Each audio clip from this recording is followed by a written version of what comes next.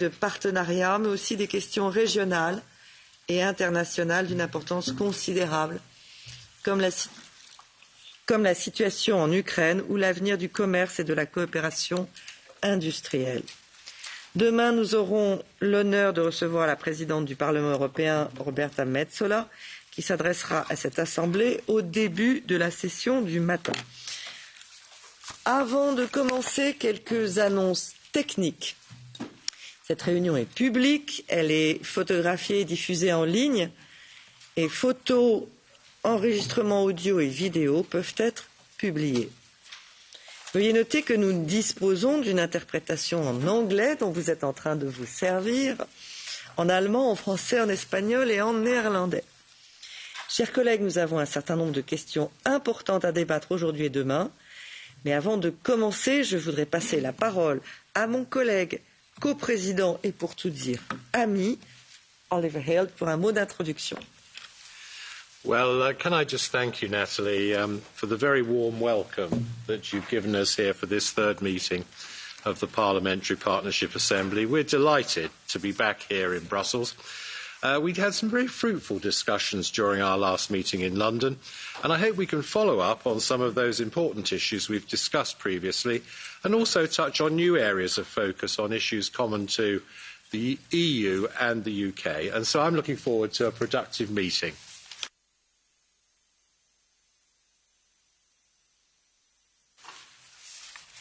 Next is yours.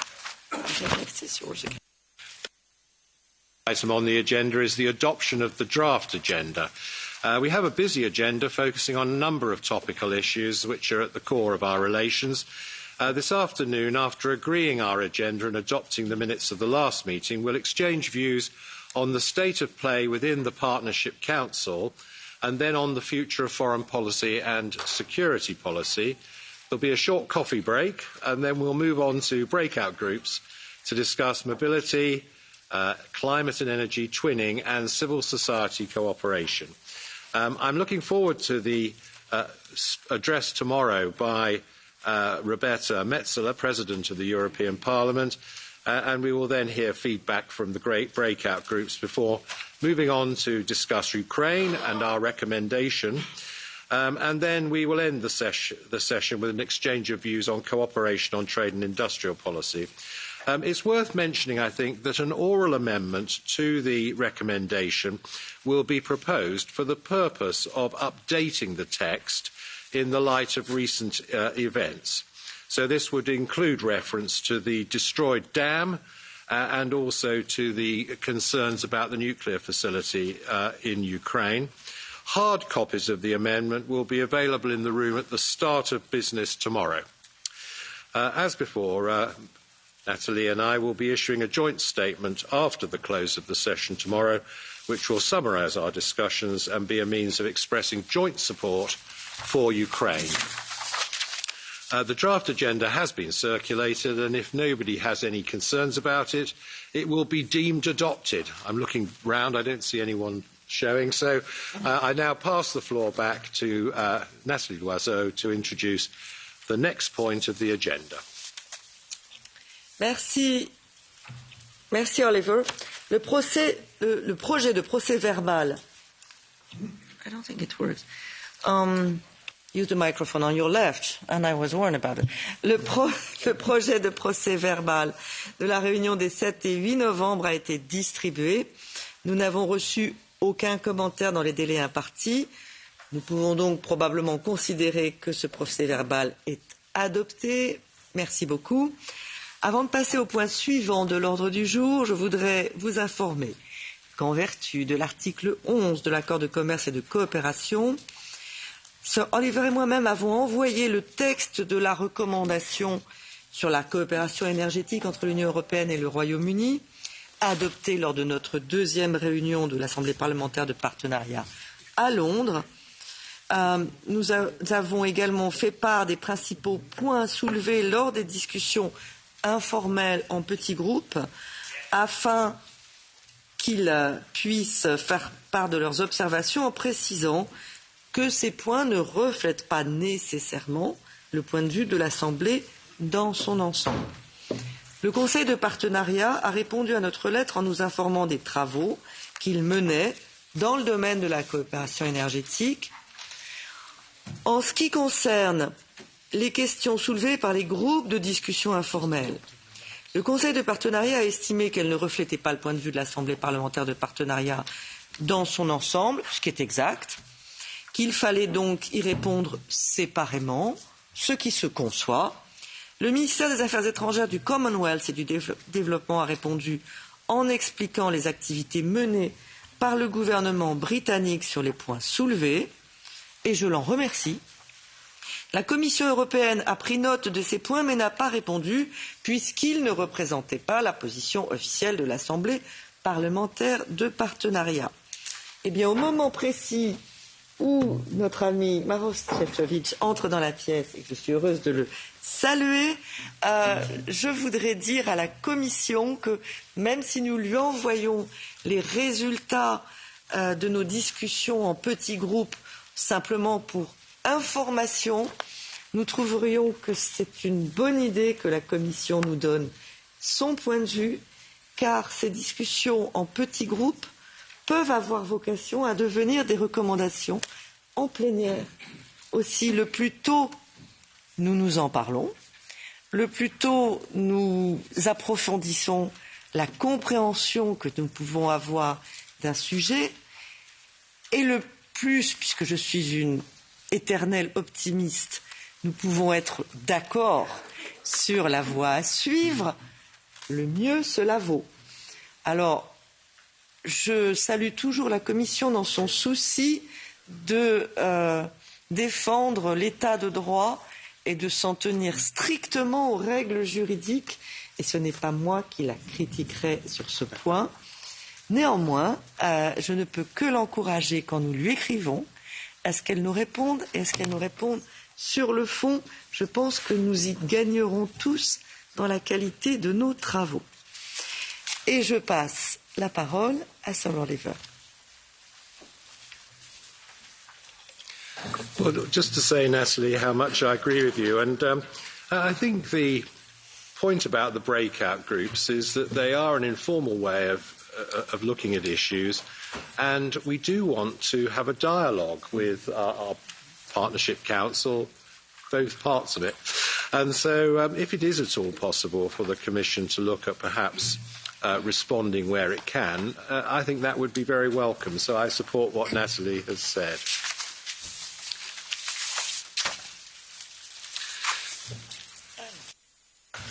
Now I think we come to the state of play within the Partnership Council.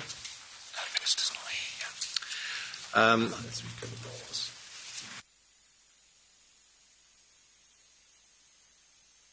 We'll just wait a few minutes until Minister Cleverly can join us.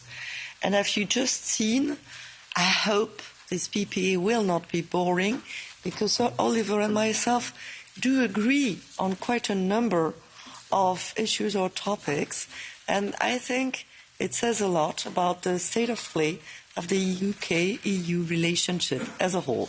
Let's wait a few minutes for James Cleverly to find our room and come and meet with us. I think he's been presenting himself to the President and is about a minute away. So. Yeah.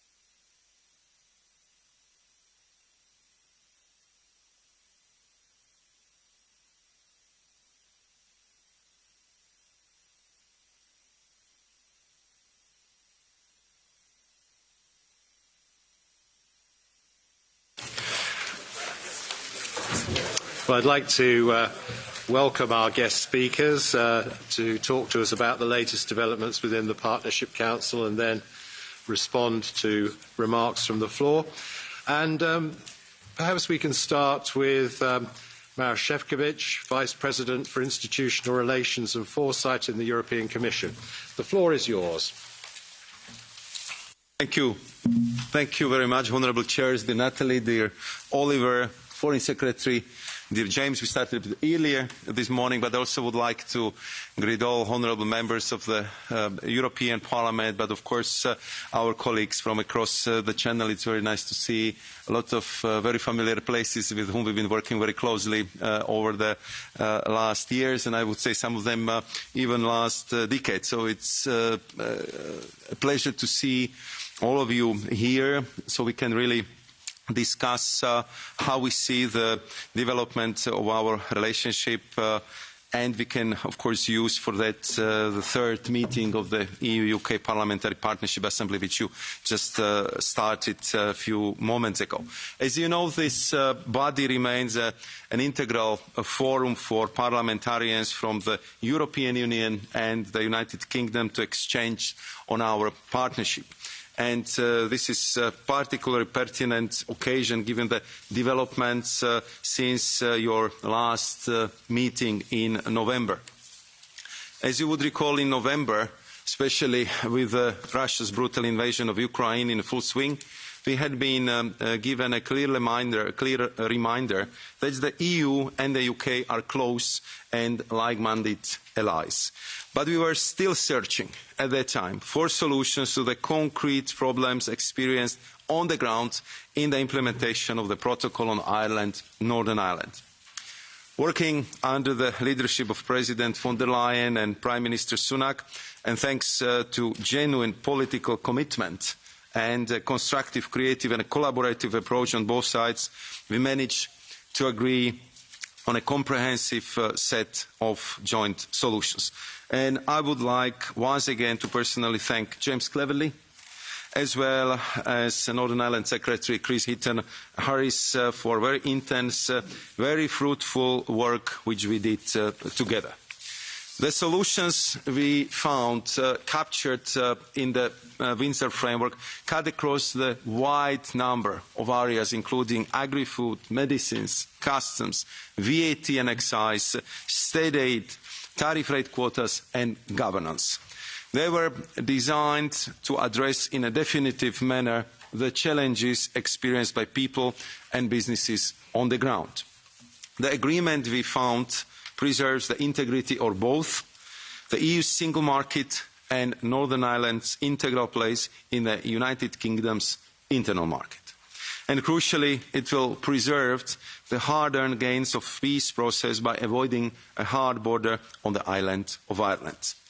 Now our common focus is on the full implementation of the framework. On our side, the EU has adopted acts on sanitary and phytosanitary measures, medicines, tariff rate quotas and customs in a record time. I think indeed the new record was set by this spring session when these three proposals have been approved in such an expedient manner. And for that, I really would like to thank the European Parliament and the Council for their full support in making this possible. We have made a lot of progress, but much more remains to be done. In the work ahead, full delivery of the safeguards for the protection of the EU single market will be key in order to unlock all flexibilities under the Windsor framework. We will continue our joint efforts on this implementation work. And we will continue to work to ensure the full protections of the citizens' rights under the withdrawal agreement.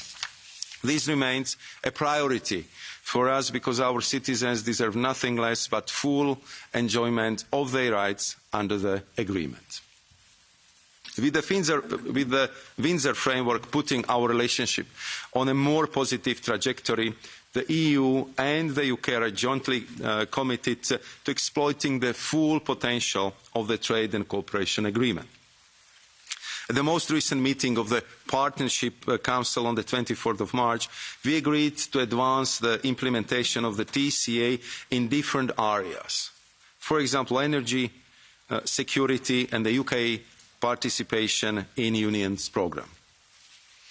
On the latter, technical discussions have been ongoing, and from our side, on the basis and in the spirit of what we already agreed in 2020, association could be ready very swiftly. We do, of course, not require the UK to make financial contributions for 2021 and 2022, and we remain ready to discuss the UK's further concerns. However, researchers on both sides are impatient for the chance to do important work together, and I believe we should listen to them. I firmly believe that the value and mutual benefit created by our research cooperation far exceeds budgetary concerns, and we should not lose any more time. In the meantime, we are currently working closely with the UK in order to take all TCA deliverables forward. An example of this came last week when the EU and the UK signed a memorandum of understanding on regulatory cooperation in the area of financial services. We will also set up very soon structured dialogues on counter-terrorism and cybersecurity. Discussions on a wide range of other issues will continue. Not all will be easy, but it is important that we continue to address difficult topics such as UK legislation like the new Retain EU Law Act, where EU concerns persist. That way we can make the most of the significant potential offered by the TCA to further improve our partnership. However, it is not and can never be a replacement for EU membership. Trade can no longer be as frictionless, as dynamic as before, and we must accept this reality. Likewise, while the UK, of course, has the possibility to further diverge from the EU, that may bring even more costs and would further deepen the barriers to trade. Having said that, I believe that both sides remain committed to making the most of the trade and cooperation agreement to our mutual benefit. A stable and positive relationship between the EU and the UK based on the international agreements we both signed and ratified is clearly in our mutual interest. At a time when Western unity is so important, especially when it comes to our joint support for Ukraine as close allies in the face of Russia's brutal aggression, the European Union and the United Kingdom should work together in a spirit of partnership.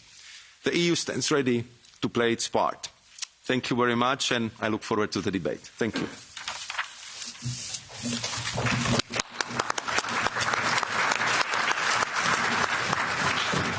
Well, thank you very much, and we're delighted that James Cleverly, the Secretary of State for Foreign, Commonwealth and Development Affairs, is able to join us today. And, of course, it takes two to talk and to broker agreements, and I think everyone here welcomes the fact that Commission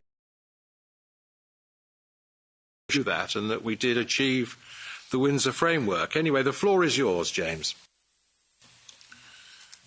So Oliver, thank you. Madame Loiseau, colleagues, friends, it is an honour to be the first UK Foreign Secretary to speak at the UK-EU Parliamentary Partnership Assembly, and we are here amongst friends. And it's always been obvious to me that a close and friendly cooperation between the UK and the EU would be the ultimate and eventual outcome of Brexit, because that is the sensible and pragmatic outcome, and we are all sensible and pragmatic people. Although I have to confess, it did take slightly longer to get here than I think any of us would have liked. But we have seen real progress, and I'm committed to maintaining that positive trajectory. And today's Parliamentary Partnership Assembly is an important part of that. I very much welcome and value your recommendations, including on energy cooperation. but that is not the that is not the limit of the work that you do, because actually what you're doing here, an incredibly important function, is about building mutual understanding, building mutual confidence. You are building mutual trust, and of course you are building relationships. And relationships matter. That's why we do diplomacy. And I value the kind words that Maros has said about the work that we've done together on the Windsor Framework, and I'd like to put on record my thanks for the spirit of friendship and cooperation that he brought into all our meetings, and the level of trust that I was able to invest in our relationship, I think was part of the reason that we got the Windsor Framework over the line. And whilst it's never a brilliant idea speaking on behalf of someone else, I think I can say with some great confidence that Maros and I are committed to the full implementation of that agreement, including on important issues that has already been raised, such as citizens' rights. And I know that there are many people in the room who are focused on that. I want to let you know that the UK's position is that we will continue to protect the rights of those individuals. But to come back to the theme of trust, what I realised is that Maros and I ultimately were speaking the same language. And I don't just mean English, because those of you who know me as Foreign Secretary know my language skills are somewhat limited. Luckily enough, his English is excellent, was able to pick up on the nuances of our conversations. But ultimately, the language that we both shared is the language of politics, and it's a language that I think you all speak and you all understand. You've been on the campaign trail, you know what it's like to speak to voters, you know what it's like to understand their concerns and think about their concerns whilst you interact with your colleagues, whether they be nationally or internationally. And that is an important thing to have in your mind when you know that you have to justify yourselves to the electorate. It does bring a focus. And I think the gentle fear that we all have of voters is not only healthy, but it's a small price to pay for the honour of being able to serve the public. And it is important that parliamentarians, that those of us who understand the need to justify ourselves to the electorate, come together and provide the vital scrutiny that any successful democracy needs. You are serving the interests of the people who vote you. And we all face challenges and threats. In our refreshed integrated review, we made it very, very clear the UK's primary theatre for security and defence will always be the Euro-Atlantic, our home turf. And the UK and the EU have shown that we stand shoulder to shoulder with Ukraine in this time of war and conflict. And when the fighting is over, we will stand shoulder to shoulder once again in helping Ukraine rebuild its society, its economy and its infrastructure. And I hope that the close work that we have done together over the last 16, 17, 18 months highlighted that when we said that the UK was leaving the EU but we were not leaving Europe, we meant it. And that's why we were delighted when Ursula von der Leyen, on behalf of the EU, pledged 50 billion euros in grants and loans at the Ukraine Recovery Conference in London late last month. And that whilst NATO remains the primary guarantor of our collective security, the EU does, of course, have a vital role to play in bolstering and supplementing our cooperation. And security cooperation between the UK and the EU on Ukraine is helping the Ukrainians expel Russian forces and in doing so keeping all of us safe. And we should, of course, maintain regular security cooperation. The UK was proud to welcome Finland into NATO, and we look forward to Sweden's immediate accession. I've said publicly, and I stand by it, what I would love to see is a flag-raising ceremony at the first day of the Vilnius summit, and then Sweden playing a full and active role as part of NATO. But of course, the challenges that we face extend far beyond the traditional realms of defence and security. Supply chains, for example, around the world are being disrupted by Putin's illegal war in Ukraine. And we don't want the challenges of the green transition to become an excuse for protectionism. We want to minimise risks to our economic security, and of course the UK and the EU share many geostrategic priorities. One of the most pressing, of course, is getting the right balance in our engagement and relationship with China.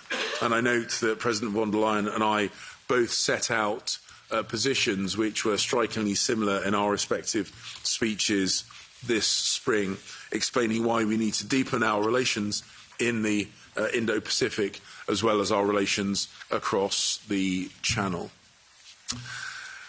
This Assembly can contribute an awful lot to forging closer relations between the EU and the UK, and we will both be better for it. By building a spirit of mutual understanding and mutual confidence, it will allow us to think more creatively about the challenges that we face. For example, how we collectively confront the challenges of whilst harvesting the opportunities of new technology. The UK government is, just like the EU, developing new policies on artificial intelligence, on semiconductors and on cyberspace, and I'll be chairing the first UN Security Council meeting on artificial intelligence a little later on this month, and the British Prime Minister will be hosting an international summit on security issues around AI later on this year. And as I set out in my speech at Chatham House last month, we want to work with our international partners, including, of course, with our close allies like the EU, in shaping and developing governance of AI technologies. We have to recognise that we will not agree on everything, but in mature relationships, we can deal with differences whilst making the most of the areas where we agree. And there is ample room for us to cooperate on things like harmful emissions and other global challenges. Migration, of course, is an issue which is at the top of the agenda in the UK, but also is very much in the minds of the governments of member states. And that's why I welcome discussions between the UK and Frontex. All of us want strong European borders, and all of us benefit from financial stability. That's why, as Mara said, we very much welcome the Memorandum of Understanding for Trade and Financial Services, which paves the way for a constructive and mutual beneficial relationship in this area. And I am very pleased that we've resumed cooperation on renewable energy in the North Sea. It's good for jobs, it's good for growth, it's good for energy security, it's good for net zero, it's good for the EU, and it, of course, is good for the UK. So, in conclusion, we have shared values, we have an incentive for mutual cooperation, for mutual gain. That is what our agreements are about. That is why this Parliamentary Partnership Assembly is good, and that is why the UK and the EU showing a united front against the challenges that affect all our people is good for us all. I hope that we have an excellent day's discussions, and I look forward to hearing from the outcomes. Thank you.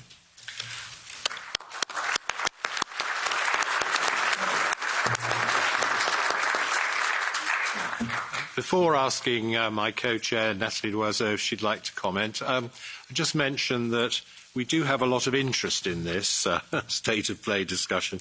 And so I think rather than grouping questions, we'll just take all of the contributions and then have a wind up at the end.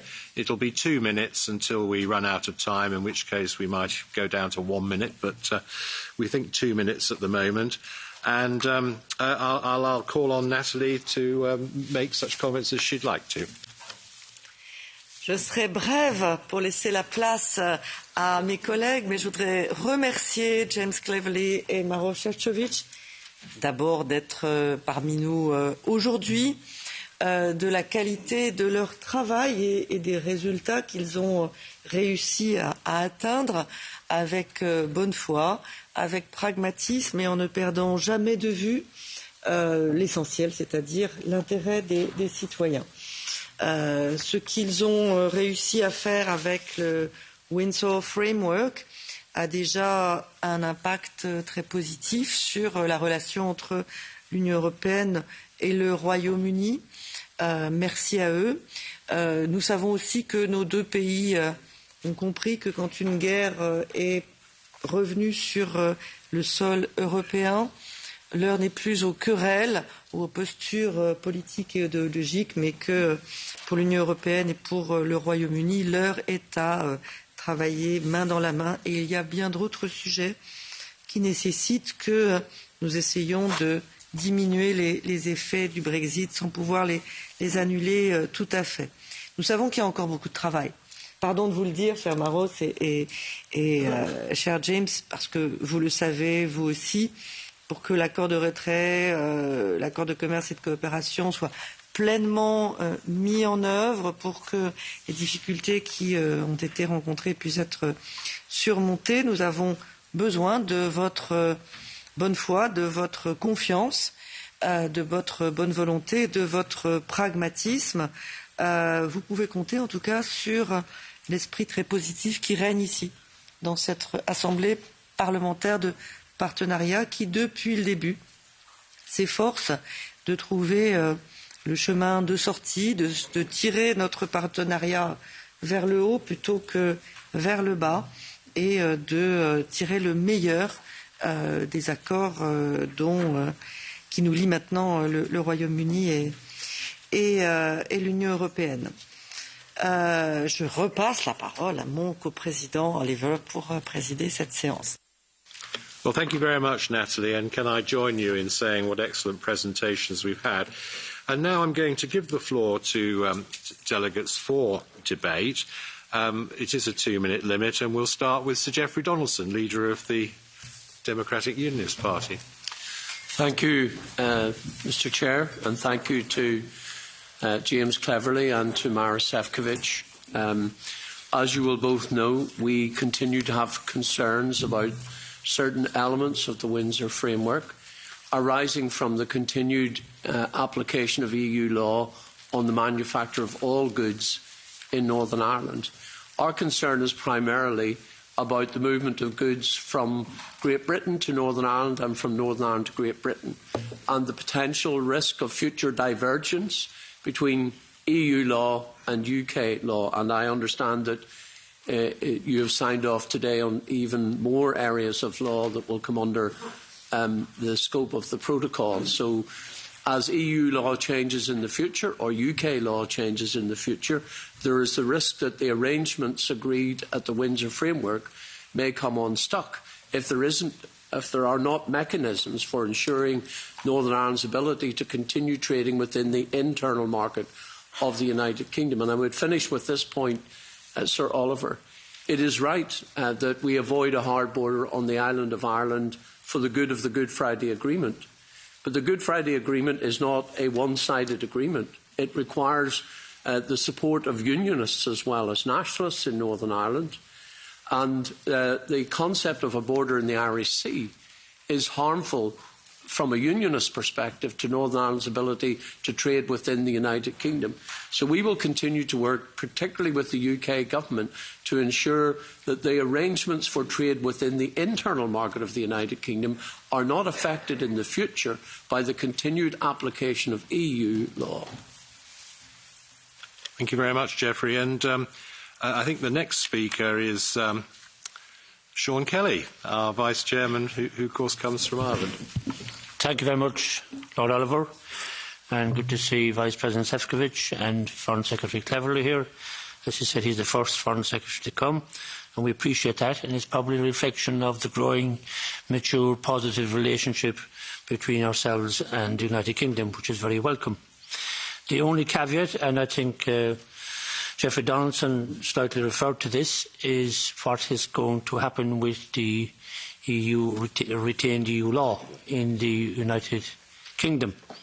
And I would ask Vice President Šefčovič how to see this affecting us as we go forward, and also maybe Foreign Secretary Cleverly, when will we know for certain how much or how far the United Kingdom will deviate from the EU laws as they are at the moment, and possibly into the future, so that certainty can be created for businesses, particularly in trading goods between the EU and the UK, and possibly also, as Jeffrey Donaldson pointed out, between Northern Ireland and Great Britain.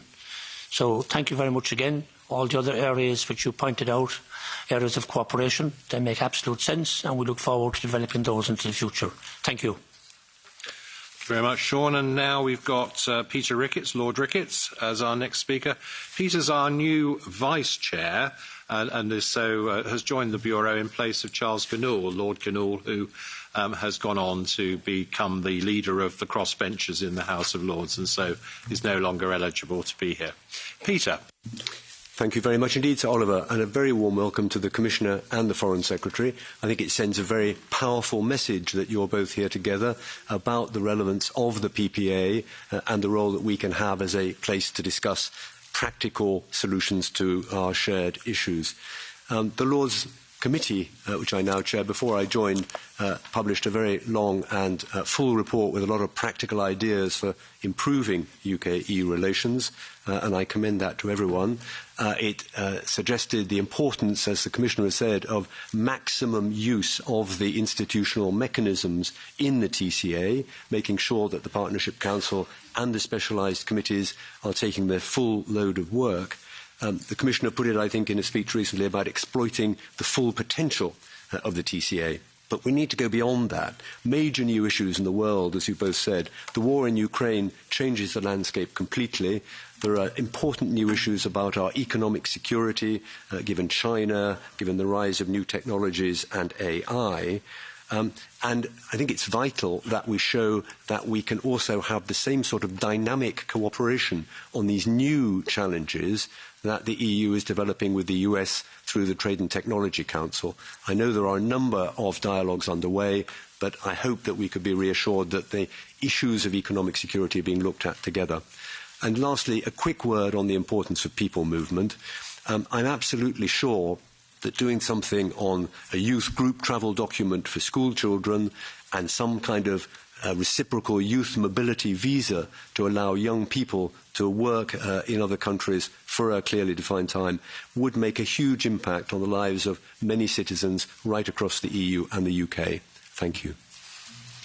Thank you very much, Peter. And you'll know Nathalie Loiseau has had a discussion recently with the European Commission about youth mobility, so it's an issue we do take up regularly. And so our next speaker is Svetlina Penkova, a Vice Chairman again, Socialists. Perfect. Thank you. Thank you, Sir Oliver. I'll be very brief. First of all, thank you, Commissioner Šefčovič and Foreign Secretary Cleverly, for being here and providing the information about development and what should be doing forward. I'm just going to focus on two aspects. Commissioner Šefčovič spoke about the protection of citizens' rights, which is our main objective here, to point out and act whenever it's needed, of course. And the Foreign Secretary Cleverly, you spoke about the fact that we are starting from the same standards, more or less, in terms of the legislation. We should try to use that as our benefit going forward.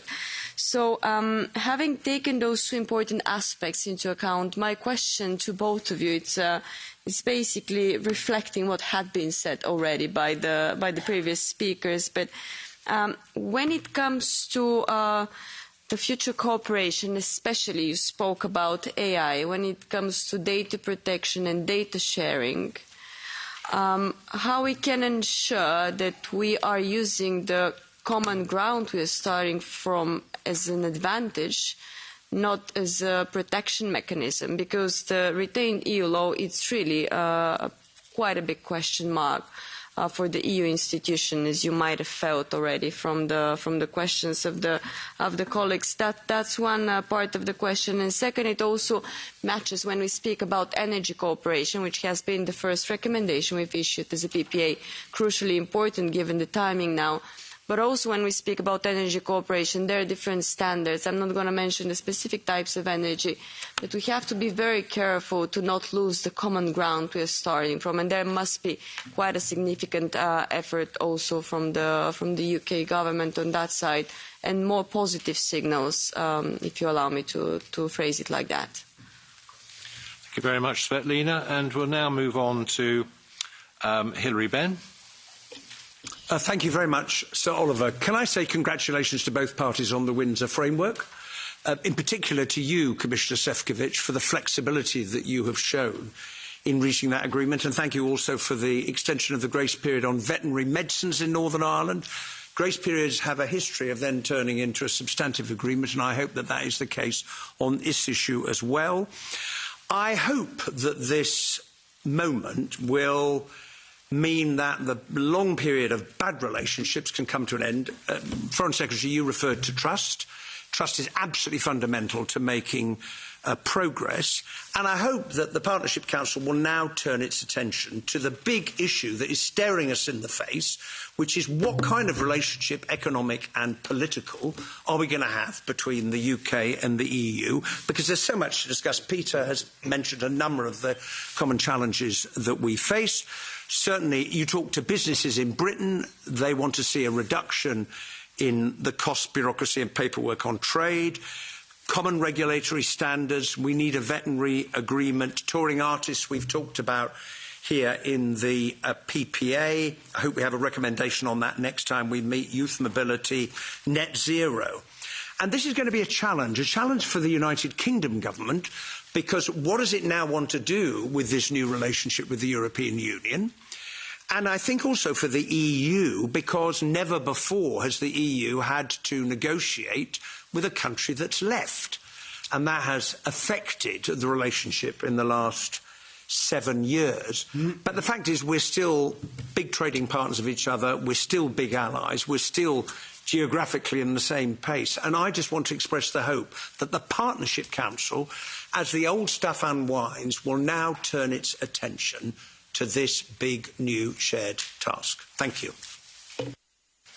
Thank you very much, Hilary. The next speaker is from the ECR group, Mr. Geert Bourgeois. Thank you, Chair. I also want to congratulate both parties with the Windsor Agreement, and I have a question on it. I think it's necessary that we solve as soon as possible the last issues to come to an agreement, to full agreement of the Windsor Agreement. So my question to both parties is, what has to be done to come to this result? Second, I agree with the Vice President that there's no time to lose to participation of the UK in the EU programmes, specifically in the new technologies, AI. I applaud the initiative of Mr. Sunak to organise an AI summit in October, and I hope that will be given an impetus to start with maybe a triangle cooperation, United States, EU, UK. We have to put the standards together. China is imposing worldwide, and the world is changing very fast.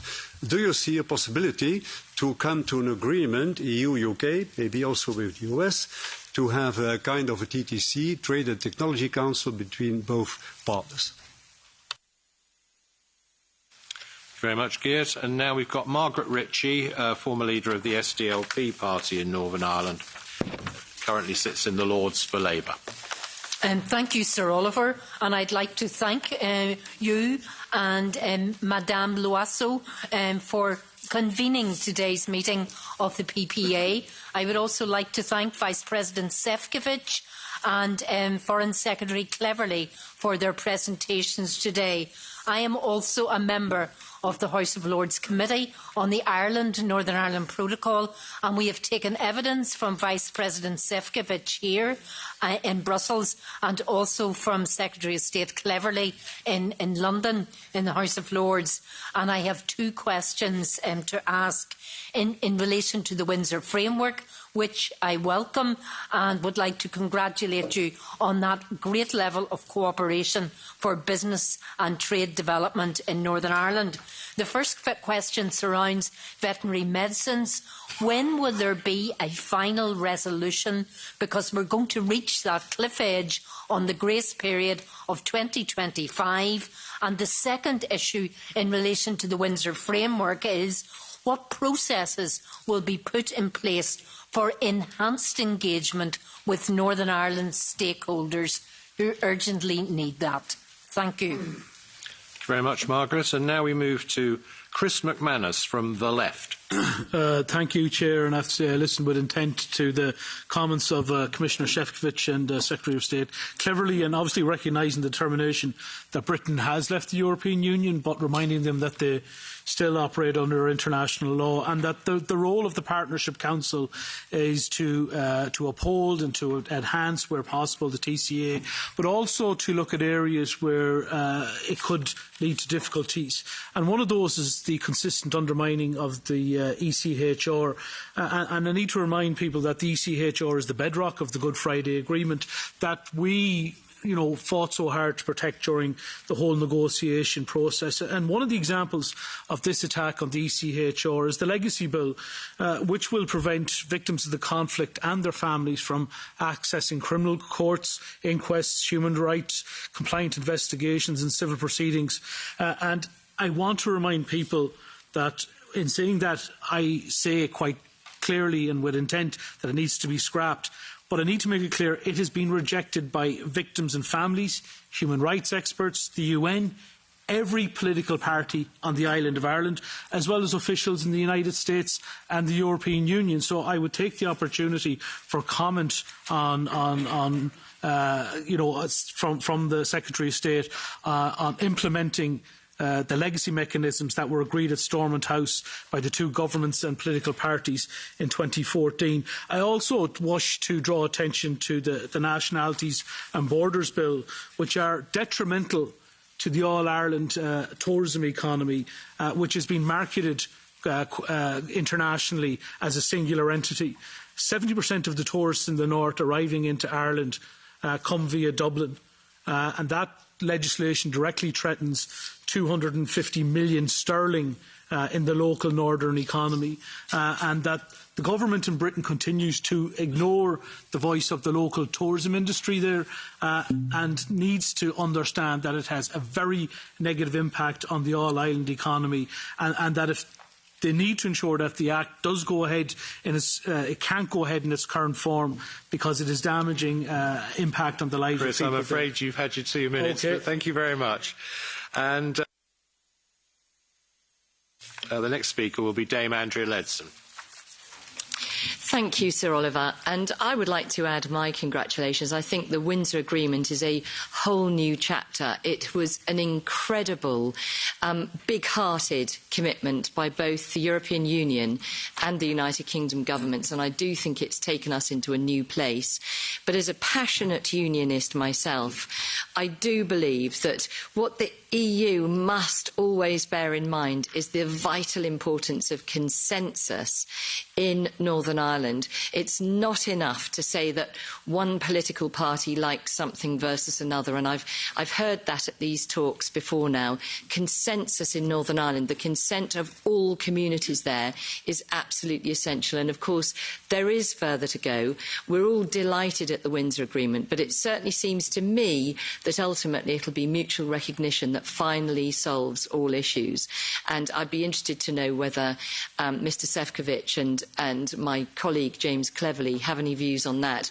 Secondly, I would just like to raise the issue of people movement, and colleagues in the room will be aware of the huge migration, largely coming from Africa, from people escaping climate change and war zones. And what are we to do? I think it would be very interesting to hear from the Foreign Secretary and from Mr Šefčovič on their views of whether there are challenges for the ECHR to reform, or whether this is something where we should just group together and find solutions, and what are the ideas that you have already or might be thinking about? Thank you. Thank you very much. And the next speaker will be Danuta Hübner.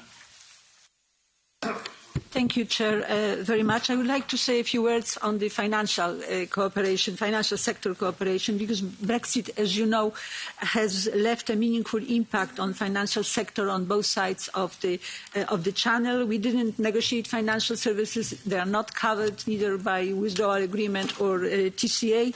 European Financial Centre just floated away from us, so it's good that we now have the memorandum of understanding that we can establish this EU-UK Financial Regulatory Forum, because I think that this direct line between London and Brussels to discuss regulatory cooperation on financial services is extremely important.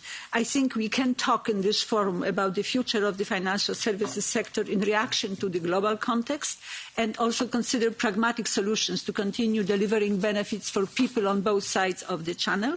We both want to create a supportive environment for the sector. We both want simpler regulation that is relevant for today and tomorrow's world, that facilitates innovation, improves liquidity, lowers trading costs and builds competitiveness. So my request to both leaders is that as of next or future meetings of the Parliamentary Assembly, we will also listen to reports on the functioning of this new important instrument for the cooperation. Thank you. Thank you very much. And the next speaker is Baroness Hayter, Diane Hayter.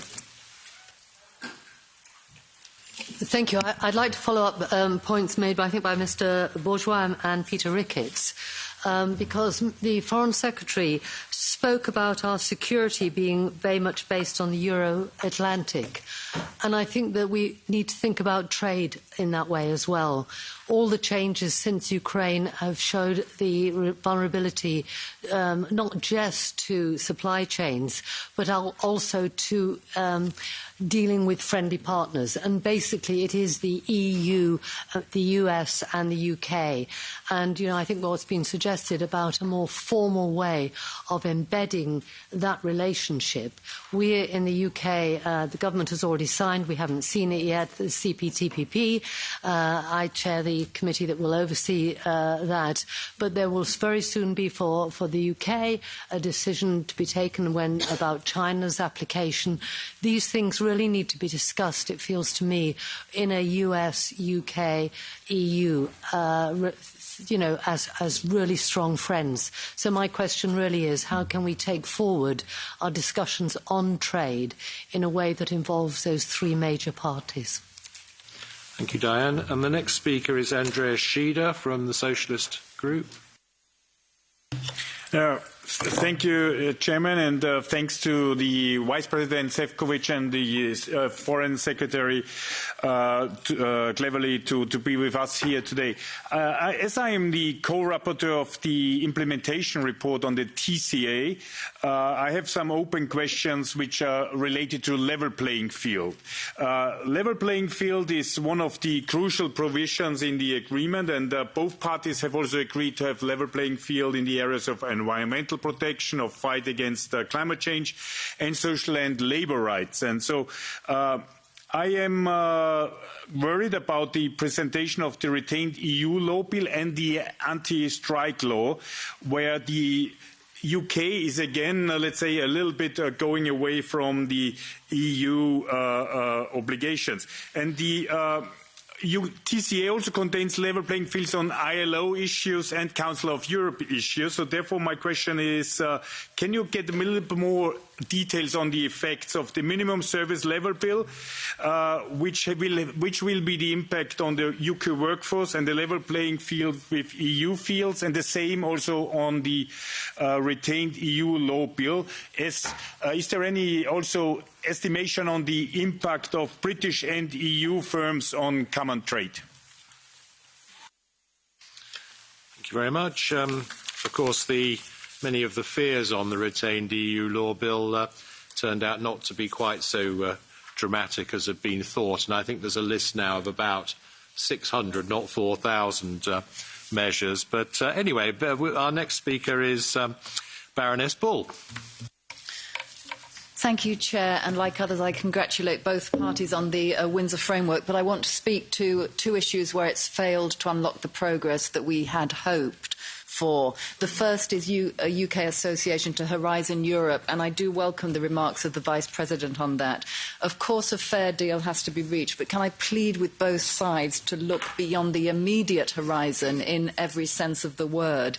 Considering costs over the one horizon inevitably looks expensive, but when you amortise it over several horizons, it really is about triflingly small amounts. And thinking long-term is absolutely vital, because discovery is a long game, and it's a game that's best played in big, diverse teams.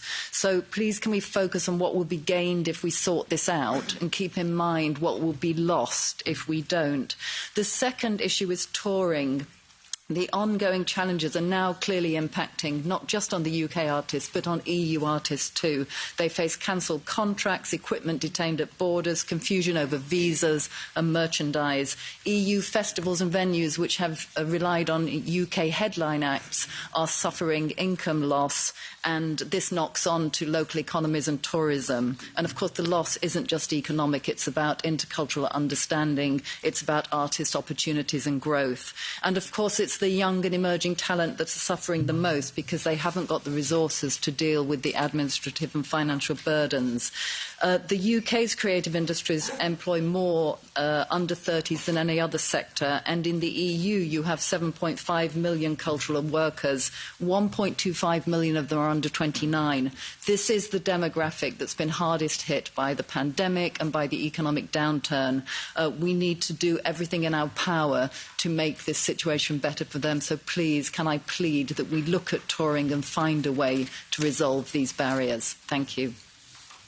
Thank you very much. And you'll know it in our breakout group last time, this was a strong theme with a lot of support.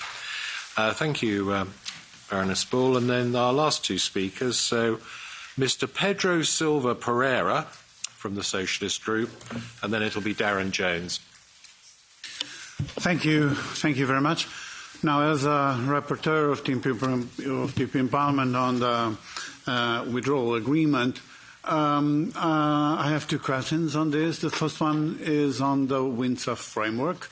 I would like to recall the strong support of the European Parliament to the Windsor framework. No doubt a major political achievement, rising hopes of a turn of a page in the EU-UK post-Brexit relationship. But now it's about full implementation of the Windsor framework, since the new arrangements are expected to be applied by the end of September. So I took note of what Vice President Šefčovič have said, in saying that the flexibilities are conditional to the full implementation of the safeguards to the internal market. And so the question is, will the calendar be fully respected? Will we have the facilities to have the controls at the border for the goods at risk of entering the single market? And moreover, will we have full access to the UK customs data that we need? Then on citizens' rights, I very much welcome the decision of the British government not to appeal the ruling of the court, saying that the need to apply for the citizens with pre-settled status is not lawful. But any information you can give us about the situation of these people, 40% of the applications are citizens with pre-settled status. So will you prolong the status of those citizens in order to avoid a cliff edge in those citizens' rights? Thank you. Thank you very much. And our final speaker from the floor will be Darren Jones, who's the chairman of the Trade Committee at Parliament. Thank you, Sir Oliver. My question relates to artificial intelligence and the Trade and Technology Cooperation Forum. On artificial intelligence, as I see it, we can separate the risks between national security risks and economic risks. On economic risks, I congratulate the European Union on making progress with its AI Act. But I assume the United Kingdom and indeed the United States will take a different approach to legislating around economic risk. My first question, therefore, is whether the European Commission thinks that in regulating the national security risk of artificial intelligence, we three economic blocs need to coordinate on a different approach to regulating the way that we choose to regulate economic risk. And my second question is a very direct question, which is, does the European Commission support the UK being invited to the Trade and Technology Council with the United States for these discussions? Because I assume that the Americans would be happy for us to be there. We would be delighted to be there. And I wonder whether the Vice President might then extend an invitation for us to join those conversations where we have relevant shared concerns. Thank you, Sir Oliver. Well, thank you very much, Darren. And, of course, it's now time to give the floor back to our principal speakers. And I'd like to give the floor back to Vice President Šefčovič. Certainly plenty of subjects being raised for you to respond to. So the floor is yours.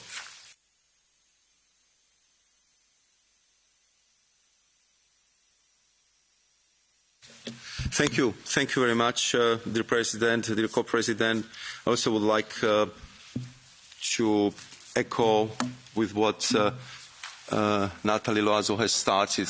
First and foremost, it's great that we have such a good attendance in our meeting, that we have distinguished personalities participating, engaging with us, and really I believe that those who attended our first session, they can feel the change for the better, change for constructive approach, and I can testify personally that it's absolutely the case when we are discussing this issue on the level, be it with James, be it with Chris, Heaton Harris on the level of the officials. Of course, very complex issue, massive relationship to manage, but what we very much appreciate is the change of tonality, improved constructive approach, and what I think I appreciate a lot is that we see that we also take each other's commitment seriously, and we are implementing what we agreed upon, and that's extremely appreciated.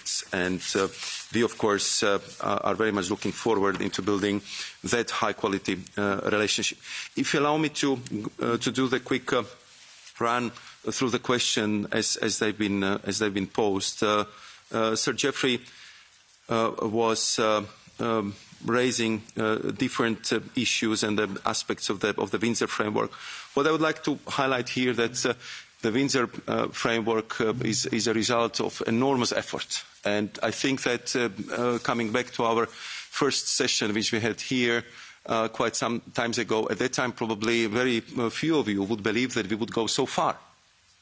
And we did go so far on both sides because we believe that this is important, that this is necessary, and therefore you would see in several documents which have been accompanying the Windsor framework that we see it as a joint and definitive solution to the matters which have been raised to our level. And this is our position on these matters, and I think it's very important because we really did a lot. We believed that we listened very, very carefully to the concerns of the people of Northern Ireland, and I also would like to thank Sir Jeffrey for our discussions we had prior to the negotiation with the UK government, be it at Anglo-Irish Forum in Oxford or at other venues, because we really did our best to kind of square the circle and find the solution which we believed would work well for EU, UK, and of course especially for the people of Northern Ireland. And therefore, I think this is as we should look at it, joint, definitive, and this is definitely the approach from our side.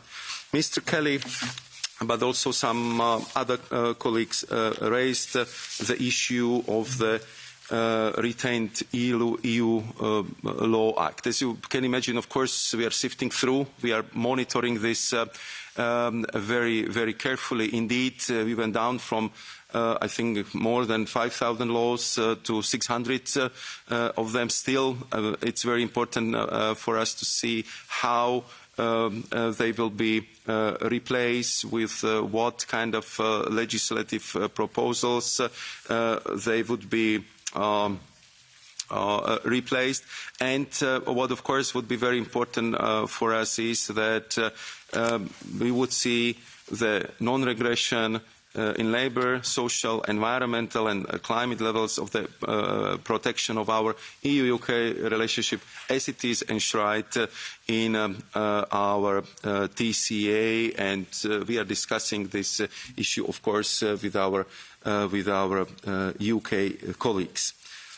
Lord Ricketts was referring about the need to already go beyond the TCA.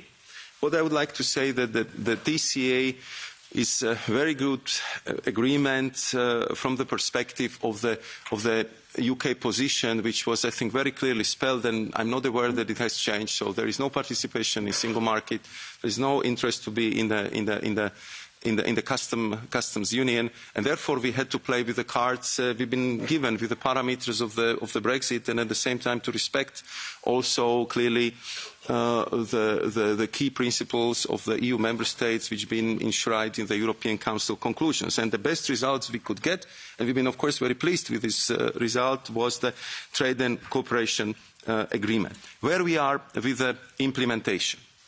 And I think that it's a lot to do. Therefore, I was referring to the full potential of the TCA, which should be used. And I think, if I recall from the top of my head, only this year, and we are already in July, we still will have 30 meetings of our committees, specialized committees, which I believe would really allow us to go to all the, I would say, fringes and all the areas which are covered by the TCA, including, for example, the issues of artificial intelligence. And if it comes to the youth exchange, I think we already discussed it the last time, that it's a pity that on the last minute there was a rejection of the Erasmus participation and the cooperation. Clearly now we are in the situation when this really becomes an issue. And the suggestion of the Lord Ricketts of the youth visa, that unfortunately it already exists, but it's a visa. It's not a mobility, and therefore we will have probably to be a little bit more creative here. And what I'm ready to say, because I hear you loud and clearly, is that I'm open to discuss mobility. In particular, I would underline youth mobility with the UK.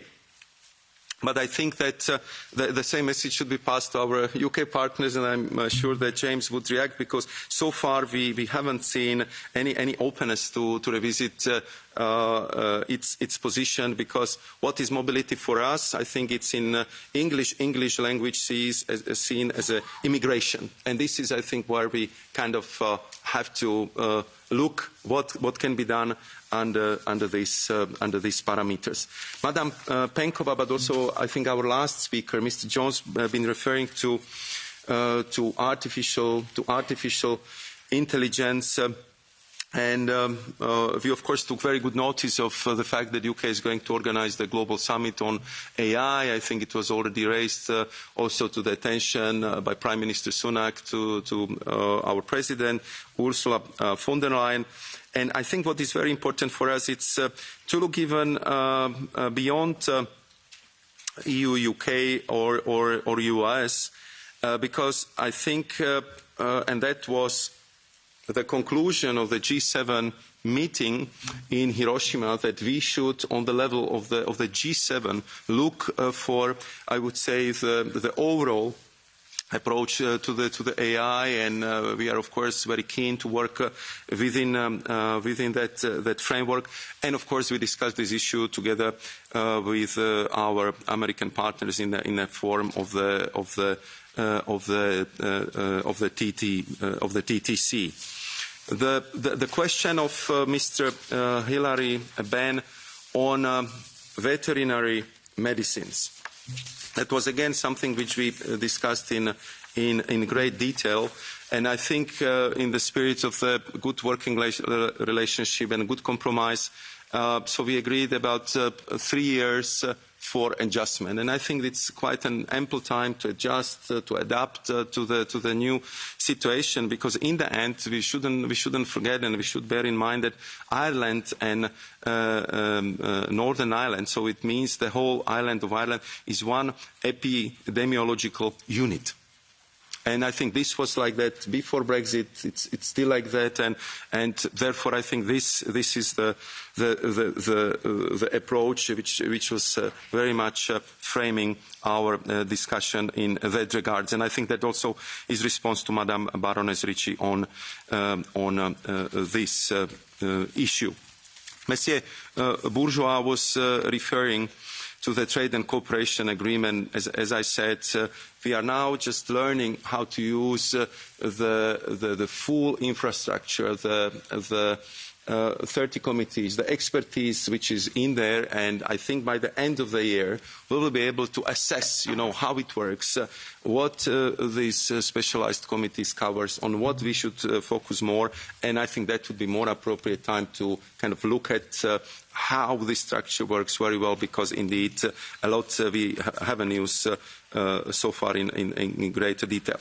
To Madam Litzen, I would say that on the migration, as you know, there are now working arrangements being negotiated between Frontex and the UK.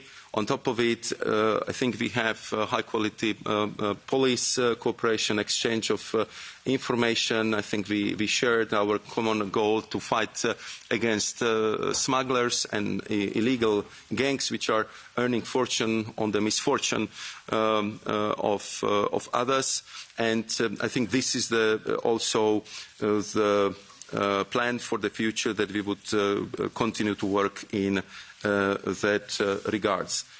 Madam Danuta Hübner was rightly pointing out to the memorandum of understanding which was signed between my colleague Commissioner McGuinness and Secretary Hunt, and I'm sure that this forum would do its job, and I'm sure they will be also preparing the regards, the main takeaways and the conclusions, and of course, I mean, we'll be very happy to share the results of the forum with the parliamentary assembly. And on maybe two last points I would like to refer. One is a point of Madam Baroness Bull. I mean, I could sign up your argumentation. I totally agree with you. So let's do it. Let's do it. And I think that we've been, as I said, rather flexible. And if you recall, it was at the first press point after the Windsor Framework was signed that it was highlighted by my boss, by the President von der Leyen. So let's get our scientists and researchers working together, and therefore whether we are adopting this very innovative approach of course, respecting the fact that the UK couldn't participate for the first 2 years, so we do not want to charge for that. But there are other parameters which are, of course, very important for this cooperation, very much of budgetary nature. We are talking to our UK friends. We are discussing these matters. I hope we will be able to resolve it, because from our perspective, I would say sooner we do the better, and therefore I hope that we will see the same positive traction on the discussing our proposal as we have seen also in other areas which have been so important for EU-UK relations. And to Mr. Jones, I already made a reference to. So to Mr. Pedro Silva Pereira on the safeguards. Of course, this is extremely challenging work programme. And we are doing our best together with our UK partners, with James to make sure that we would be respecting it, we would be truthful to our outline of work. And I have to say that if it comes to the access to the IT system, everything is on track. We are cooperating very well, but it's quite complex technical work.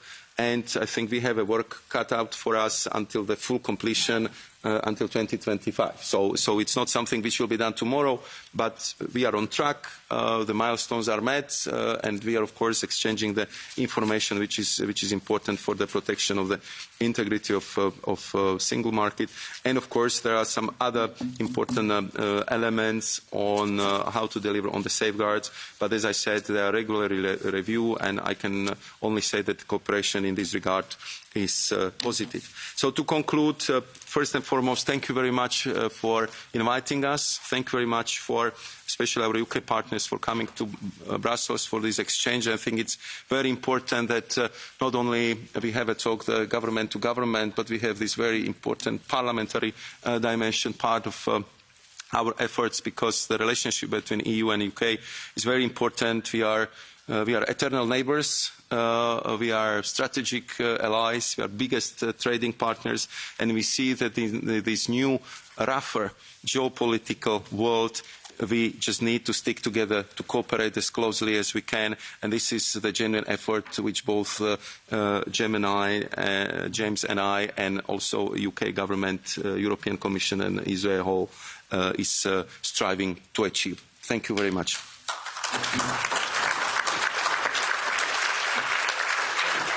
Thank you very much, Vice President. And now I'd like to invite James Cleverly, the Foreign Secretary, to take the floor and respond to some of the points made. A year ago, when we had this first plenary here, I remember asking you, Vice President, whether you thought there was a landing zone for an agreement, and you said you thought there was, and I think my co-chair and I think we're just so grateful that talks did take place and that they were successful, because it certainly changed the mood, as you said. But now passing to the Foreign Secretary, made your first speech to the PPA. We hope it won't be the last. And would you like to respond? Sir Oliver, I can assure you I'd like nothing more than to make plenty of speeches in my role as Foreign Secretary to the PPA, ideally for many, many years to come. There you go, giving away my personal ambitions there. So a number of questions and points raised by colleagues in the room. Maros has gone through a number. I think, with your indulgence, I'd like to kind of cluster them thematically rather than perhaps going through each and every one of the speakers, because there are a number that crossed over. So let me start with the Windsor framework. I'm very, very pleased that Maros's confidence that there was a landing zone was vindicated.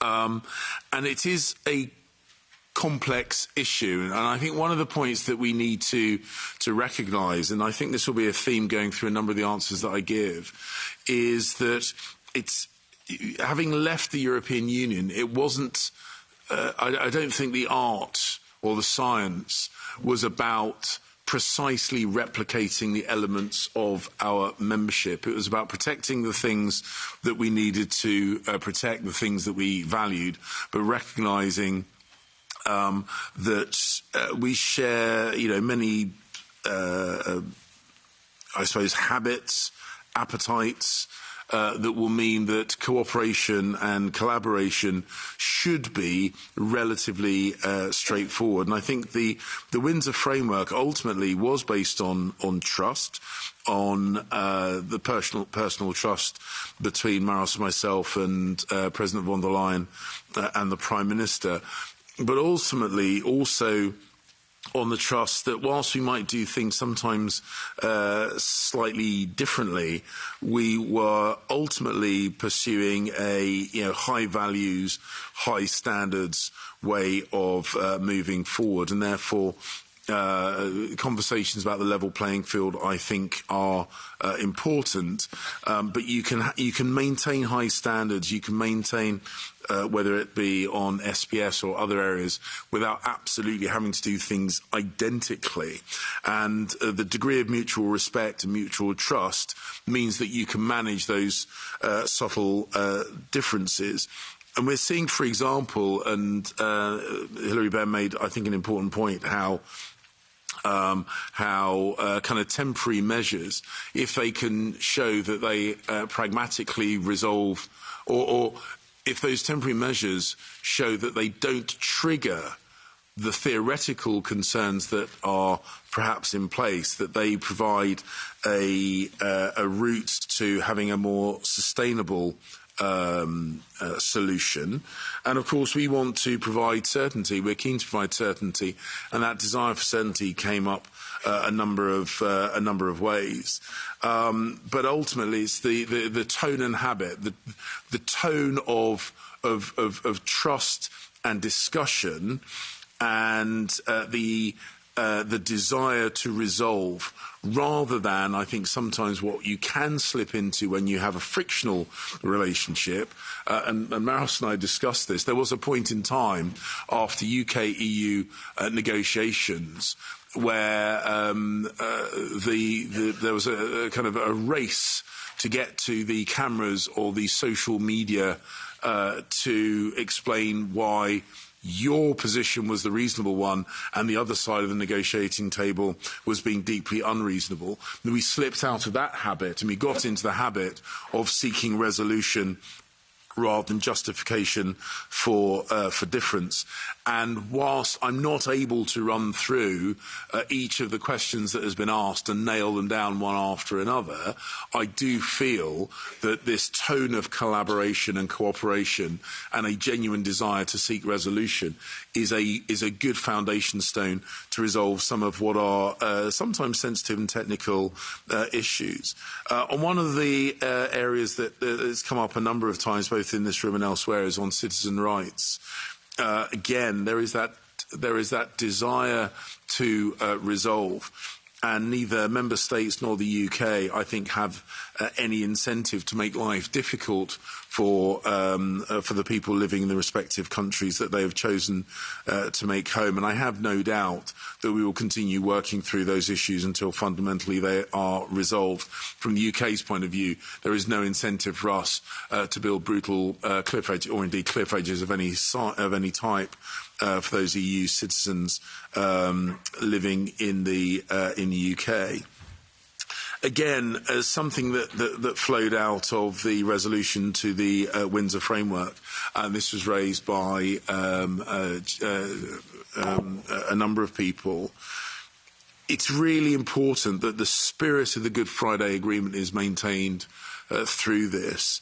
And ultimately, there was a huge amount of technical work in the formation of the original Good Friday Agreement, but ultimately it got over the line because there was a recognition that all of the communities, all the traditions in Northern Ireland felt that their views were respected and protected.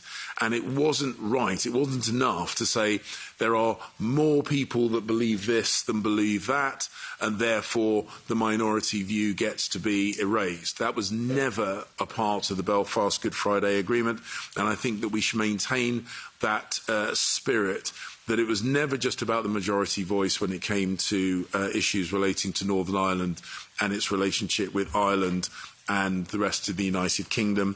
And understanding that, I think, is how we navigate through these incredibly sensitive issues.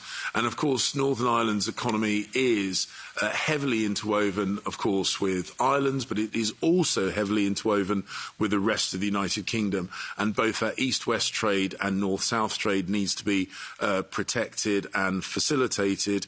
And of course, just as the trading relationship exists both east-west and north-south, those community relationships exist both east-west and north-south, and all of them have to be protected and respected in how we move forward on this. And I think that is a habit that we must maintain. When it comes to retained EU law, again, questions relating to that. I hope that the reality that the UK is and will always be a high standards country. There is I keep being told about this fear of this phantom rush to the bottom, you know, chasing the lowest standards. I mean, the bottom line is the UK is never going to be a stack it high, sell it cheap economy. Our most successful products are at the upper end of any market sector that they are, at the higher standards end, the whether it be labour standards, environmental standards, or whatever. That is our sales pitch to the world. So it'd be massively counterproductive if we were to inadvertently get a reputation for undercutting those high standards. And I think that should give a significant degree of reassurance when people talk about level playing field. That if there is divergence, it's not divergence for divergence sake. And again, an increasingly globalised market, we find that where there are, for example, standards in manufactured goods, that they are increasingly global standards anyway. So the UK, as I say, there is no incentive for us to rush to the bottom, because that's not where our international proposition lives. And as I say, that's as true of environmental standards, labour standards, safety standards, for example. I know there was a question about our commitment to the ECHR. I made a speech just last week on the multilateral system, and the ECHR is one of many, many organisations that the UK was a founder member of. And there is no doubt that we seek to reform these multilateral institutions, but our commitment to their success is unwavering. There was some number of questions about our involvement in programmes and EU programmes. Of course, cooperation is in the UK's interest. As I said in my speech, I think it's in the EU's interest, and that mutual interest should be at the heart of what we do. And I think that desire to resolve these things pragmatically is evidenced in the MOU on financial services, where it's, as I say, both in the EU member states' interest and the UK's interest that we have that mutual recognition and that improved trade in services, and we asked specifically about Horizon, and of course there are practical issues with us not being involved. And I would say this, wouldn't I? From the UK's point of view, we always felt that the linking of our participation in Horizon and the issues about solving the border issues on Northern Ireland that we ultimately resolved through the Windsor Framework did not have to be linked. They should not have to be linked. But the fact that we were out of this programme for 2 years has had a number of practical impact. In some of the institutions that were bidding for the Horizon funds, the bid managers, those people who have experienced the bids, have been lost because of the uncertainty around that. There has been a bit of a dent in the confidence that we will always be able to rely on the good cooperation. I personally feel that the relationship between the UK and the EU is in a good place, and that we can rely on those things in the future. But that is something that we will need to recognise and reflect in whatever agreements we ultimately get to. But we do want to make sure that we are cooperating, and the brightest and the best within the UK research community and the brightest and best in the EU are working together, whether it be on whether it be on things like AI or on medicine, environmental protections or whatever else. It is in our collective interest that we work together, and we will approach all these things with a pragmatic approach, and I have no doubt that the Commission will do likewise. And I think ultimately I think I've covered most of the issues that were raised. I apologise if there are some that I've missed, but ultimately, as I said, I think the big difference between today and this time last year is that we have demonstrated to each other, both in the UK and the EU, and any global observers, that we have now a tradition of seeking resolution. We have a tradition of negotiating discreetly and celebrating publicly the successes of those discrete negotiations. I think that is a winning formula. I think that will enable us to unlock the small number of residual things that are still to be resolved, and then to address emerging challenges and also emerging opportunities in a very positive and collaborative way. And so I will finish in exactly the same way as I started, by thanking Maros and his team for coming into these negotiations with that spirit of positivity and desire to get resolution. From the UK's point of view, we will always want to match that and reflect that, because it is in our mutual interest, but of course by definition our own self-interest, that we continue to do so. Thank you.